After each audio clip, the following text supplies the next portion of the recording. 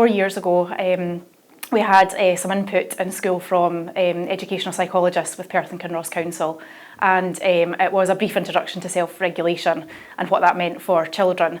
Self-regulation was a term that was kind of bandied around a lot in my current role, but also in previous roles, and it was something that we were kind of advised to work on with children, but we kind of did it without having a real knowledge of what self-regulation actually meant. So that's kind of what interested me to begin with.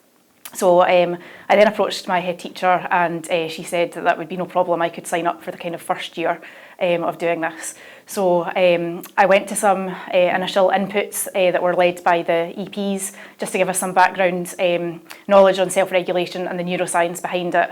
They introduced the idea of the prefrontal cortex of the brain and the executive functions, and that they control our inhibitions, our cognitive flexibility and our working memory. So we kind of had an understanding of all that, and then it was kind of over to us to explore our own self-regulation and how we kind of react in different situations.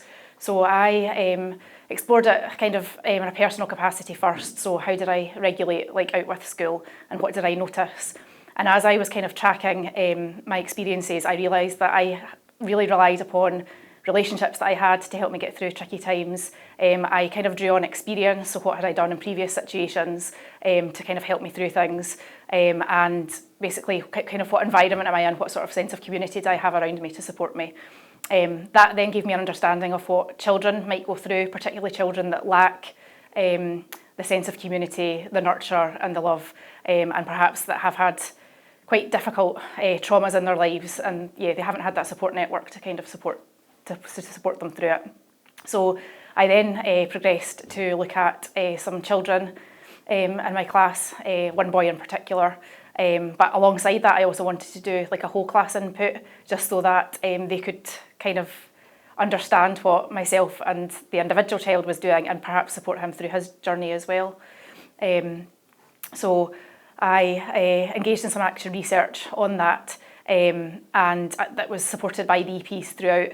The good thing about the training was, although they were there and they did lead it, it was mostly over to us as practitioners to kind of explore what self-regulation meant in our contexts. And they just kind of allowed us to explore it even deeper with some kind of quite insightful questions, and just trying to basically get our thought processes out in the best way. So that went on for the first year, and as I said, I engaged with the action research and was able to evidence some quite good progress with the individual child, but also with my whole class.